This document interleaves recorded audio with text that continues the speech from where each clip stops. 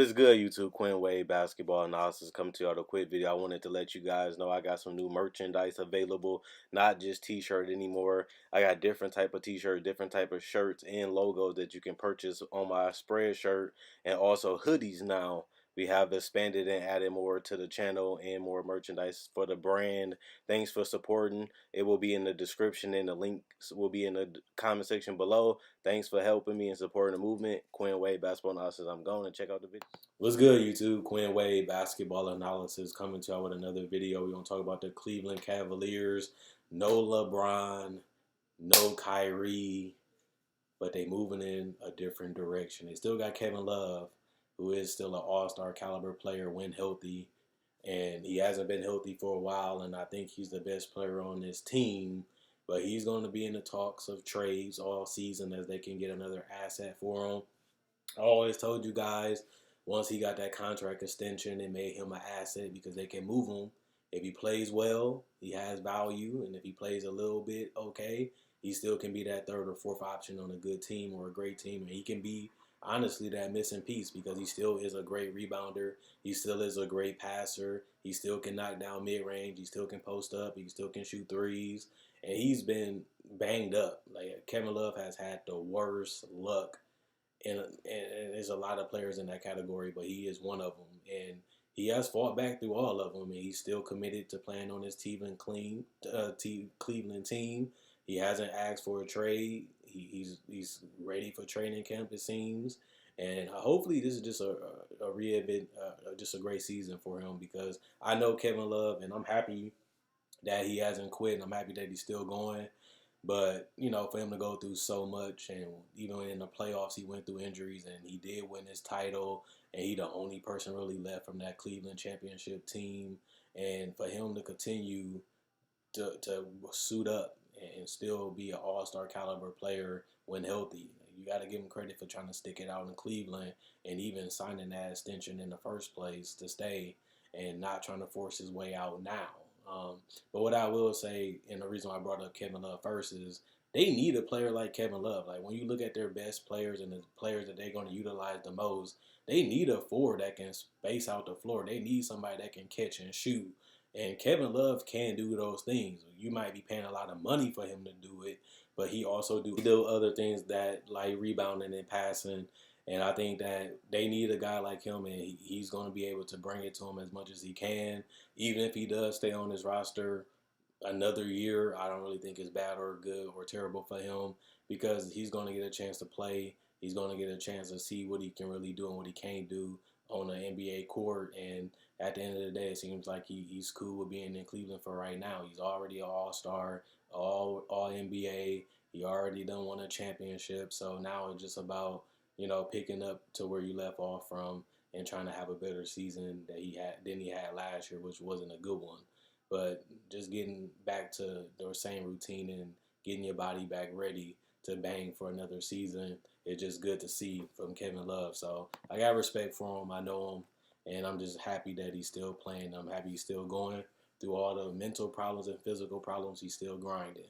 So when you look at this roster, one thing you will notice is Brandon Knight is on this roster, a guy that has been an outcast, a guy that has been a laughingstock, but he continues to stay in the NBA.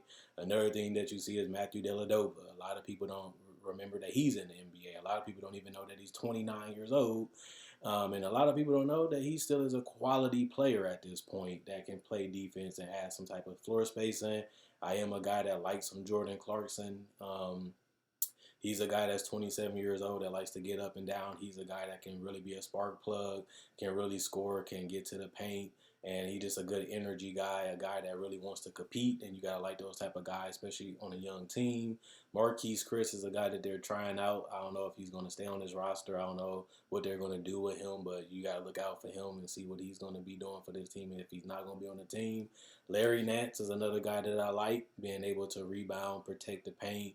And he's a guy that's ever evolving. We don't know what his ceiling is, but he has panned out to be a decent role player, and he still has that bounce, and he still have that athleticism. I still think he's going to contribute to this team. He's not going to be a big difference maker, but I like a guy like Nance on my team.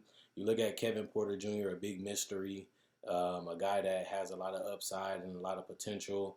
I think that he's going to get some great development because this is a team that has a lot of competitors and a lot of guys that's going to go at them in practice, a lot of guys that always want to improve and work on their game, especially in their free time. And I think that's a good environment to have a young player in, especially when you need a guy with his size at that shooting guard position. And I think that he can really get them a little bigger lineup when they go away from Garland and Sexton. One of my favorite players on this team is Collin Sexton. I seen him in summer league, and I seen how he was playing there. I seen his work ethic, and I was like, you know what, I like this guy. He came in not being a shooter, came out as a guy that's a decent 3-point shooter, even off the catch, and he also can knock down the mid range. And I just thought that simplifying the game would be something that would make him a better player. And he was able to do that early, and you really don't see that from a guy that came from the background that he came from with the type of skills that he had coming out of high school and college. But he was able to work and really put in a lot of work, and you can see the results throughout the season. And I said that about him when I did a rookie breakdown. I said that about him in my summer league analysis with the year that he was in his rookie season.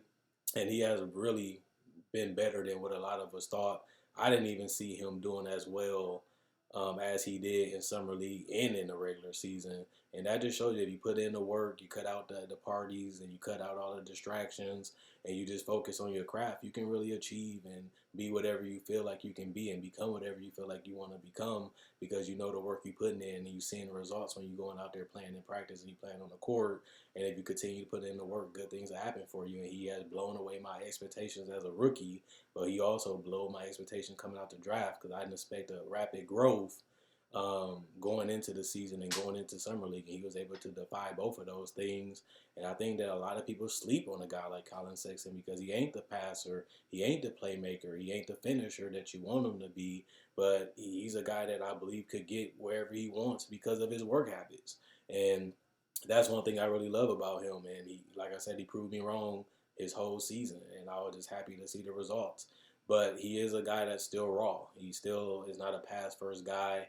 He still is a guy that needs to develop defensively. He is a flawed player, but at the same time, he's only 20, and this is only his second season, and he's going into his second season.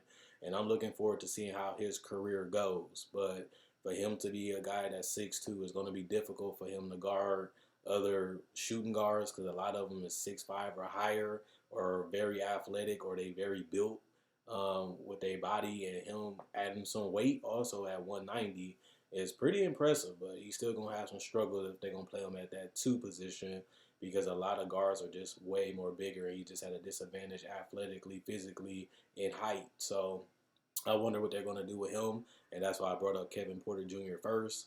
You look at Nick Stauskas, we don't know if he's going to stay on his roster. Tristan Thompson, he's a banger. He got paid his money. He stayed in Cleveland. He still is 28 years old. He can set good screens. He can dive to the rim. He's an excellent rebounder and all those things we know. And he likes to switch a lot and try to defend the guards and the wings.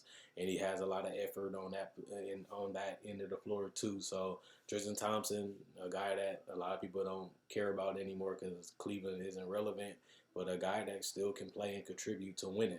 You look at Darius Garland, the biggest mystery coming into this season. A guy that a lot of us don't really know much about because he missed so much.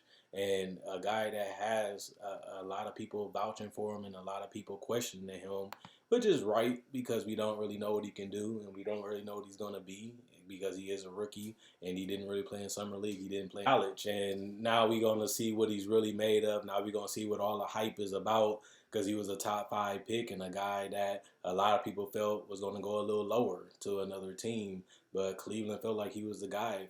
Cleveland felt like this is the guy they're going to go with. Also, another guy that's not really known as a passer, a guy that's not really known as a pass-first player, but a guy that can really shoot that ball. And like I said, Collin Sexton has done improved his shooting, and Garland is known as a shooter coming out to the draft, a guy with good handles, a guy that can get to his spots, a guy that can get to wherever he needs to on the floor, and it's just about knocking down those shots. If you get the pick and roll or you get those shots, you just got to knock them down. And we just going to see, can he really compete and defend on an NBA level, which is some doubts, and we're going to see if he can really shoot that ball the way that he showed in the games he played. And it's going to be tough. It's not going to be easy. But, point guard is the hardest position, and he's coming in a tough situation because this team is going to be bad. But other than that, I like Garland for what I done seen, but I also do want to see. I'm not going to judge him until you get a couple of games under his belt, about 20 to 35, and after that, I'll let you guys know how I feel about him. But he coming in with a lot of hype. He's coming in with a lot of mystery, and we're gonna see what he really gonna get done on the court. He's gonna get a lot of minutes and a lot of opportunity. And if he does, it's just about, is he gonna be erratic? Is he gonna have difficulties, or is he gonna have a smooth transition? But he's not the biggest athlete. He's not the strongest guy.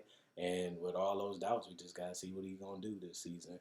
Also, when you look at this team, I obviously don't have them making the playoffs because they're just not good enough. They don't have enough defense. They don't have enough perimeter help. They don't have enough scoring, in my personal opinion. They don't have that inside protector. They just have a team that they're really trying to figure out who the guys are and trying to, compete with the guys that they have.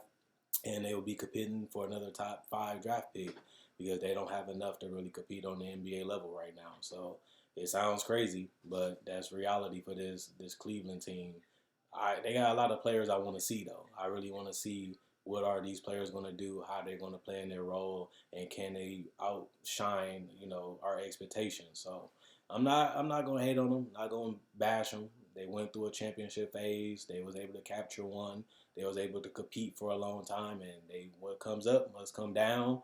And now they're trying to get back to where they was before. It's tough to do it in Cleveland, but hopefully Sexton, Garland, and Jetty can really go out there and do something special for this team. And Jetty is a guy that a lot of people feel can shoot. A lot of people feel like can score. And he has potential too, but he's far away from being that all-star caliber player that they need to really turn this franchise around with Kevin Love. And we don't even know if Kevin Love is going to be on this roster by the end of the season because I think he is going to have some value. And if he can get you a first-round pick, I think he's going to be gone. And that's not a bad thing because if you can get a first-round pick for him and you get a first-round top 5 pick this year, you building in the right direction as you already got your guards. Now you just got to get your forward and center. And you can build back from basically go from nothing to a playoff team. It's not that hard in the East, but then again, they far away, far, far away from even winning 25 games, in my personal opinion. So let me know what y'all guys think, because I'm sleeping on Cleveland. Darius Garland, is he overrated, underrated? Will he be better than Sexton? Do you think him and Sexton can be a great duo? Do you think they too little? Do you think they can shoot? Do you think that they're going to run up and down the court and get easy buckets and make teams that slower get punished? We don't know what this team going to be. We don't know what they're going to do. We don't even know what a lot of these players going to be either. So I'm just going to be interested to see how this pans out and see what works and what don't work and who really can play. And that's all I'm really looking forward to seeing from this Cleveland team. So there is a team you should watch out for talent-wise. But other than that, they're going to have a lot of losing this year. Like this video, check out my older videos on my channel. I have many playlists. I break down rookies. I break down players. I break down summer league. I do cover the draft, and I got a mock draft up already. Not only that, I do podcasts, and I also talk about the game of basketball, whether it comes to summer league, free agency, trade deadline, buyouts, and also I cover top 10 discussions and stuff like that. So you like this type of video, you like the NBA, check out my older videos and my playlists. I enjoy making these videos. You guys enjoy watching.